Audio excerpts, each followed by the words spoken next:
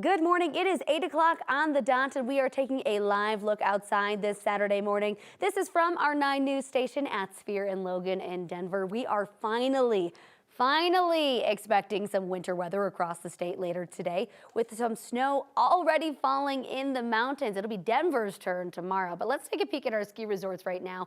So far, no ski area or resort has measured more than 70 inches of total snowfall this season, which has been rough for those hitting the slopes this season, that is for sure. Good morning. Thank you so much for being with us. I'm Lauren Scafidi alongside meteorologist Jaden Knowles. Jaden, already the last hour here. It's 8 o'clock. Oh my goodness, yeah, this show is going by fast this morning, Lauren. Because you actually have things to talk about today. Yeah, well, definitely. I like the way that you opened up the show. You said it's 8 o'clock on the dot. That reminded me of Usher a little bit, 7 o'clock.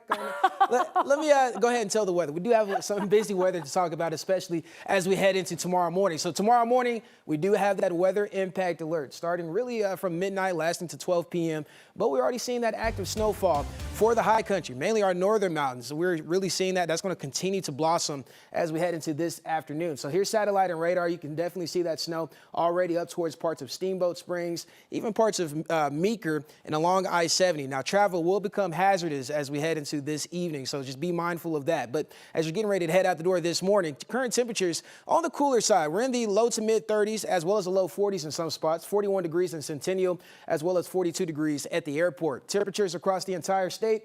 Noticing the eastern plains, we're at 32 degrees at Ray, 24 down in Lyman, 30s and 40s across the high country, mid 40s for the western slope. We will warm up early on this afternoon, getting up to the upper 50s, even the low 60s in some spots. But we are tracking a very strong cold front.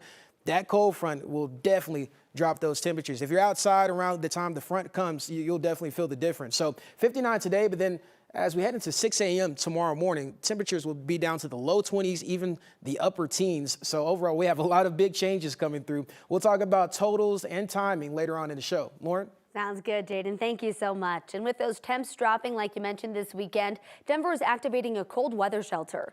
The Department of Housing Stability will open extra shelter this afternoon starting at 1 o'clock, and it'll stay open for as long as the weather stays cold enough. All shelters are pet friendly and have security. It's been about a week since those really intense windstorms that left more than 120,000 Excel customers without power. But lots of customers are still asking, who foots the bill to restock all of that fridge and all those fridges worth of food that went to waste while the power was out? Xcel Energy turned off the power a few times between Wednesday and Friday last week. Many customers say they got conflicting info about when their power would be restored. The owner of No Sue Ramen in a Bay House Bistro in Golden told our partners at the Denver Gazette that over the 5 days, he lost around $50,000 to $75,000 in both product and revenue. Yikes. Xcel says it knows how long shutoffs can bring problems, but the company doesn't reimburse customers for spoiled food or lost revenue during outages like these ones that we saw last week. New this morning, Denver police are investigating a shooting that happened yesterday afternoon. It happened about a mile north of South Federal and Hampton Avenue. So far, no one has been arrested, but we do know one person was taken to the hospital. If you know anything, contact the Denver Police Department. Aurora police working to learn more about what led up to a shooting on Christmas. Aurora police say just before 11:30, officers responded to a shooting on North Chester Street. Investigators say a woman called police claiming she shot her boyfriend during a fight. Officers found a 31-year-old man with gunshot wounds. He was taken to the hospital. Police say the woman is cooperating with the investigation. If it feels like you're paying more for insurance, you are definitely not alone. Colorado is leading the nation in home insurance premium rate increases. That's according to our partners at the Denver Business Journal. Data published in the National Bureau of Economic Research found between 2015 and 2024, the average Colorado home insurance premium skyrocketed from about $1,700 to more than $4,000. That's a 137% jump. The average increase nationwide was only about 64%. Colorado had the second highest home insurance premiums in the U.S. last year, only behind Florida. The study found that Pitkin County posted the state's most expensive home insurance last year. The average premium there was about $6,300. Colorado has pulled nearly 300 commercial driver's licenses after the Trump administration threatened to pull $24 million from the state.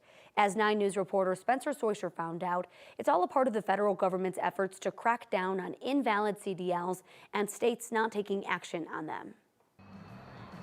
Just 2 days before Christmas, the Colorado Department of Revenue raced to get itself off the Trump administration's naughty list.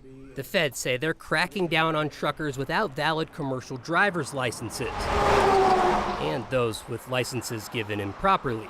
I think a big part of this, that drove the whole discussion on this has been some, when I say high profile crashes that involved individuals who did not have legal status. Transportation Secretary Sean Duffy threatened to take away $24 million from Colorado if it didn't pull the licenses and take action on expired term limit CDLs.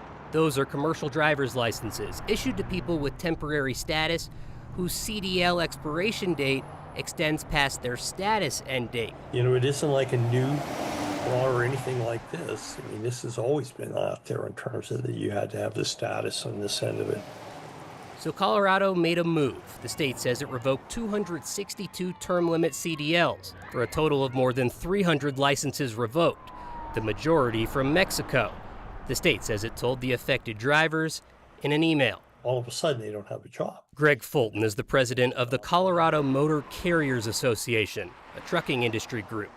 He says this has been brewing for some time, but doesn't think it'll have a big impact on the industry. We're in a freight recession. I mean, our freight volumes are down. Colorado Democratic Governor Jared Polis said this is a case of crossed wires and that the state was already planning to revoke the licenses this week. Now, Fulton says the question becomes if truckers even know their license was pulled and if they plan to drive anyways. I think the answer is probably yes. It's their livelihood and all this at this point. It's a tough time of year on this end of it. Grand County commissioners are accusing the state government of violating its own wolf management plan.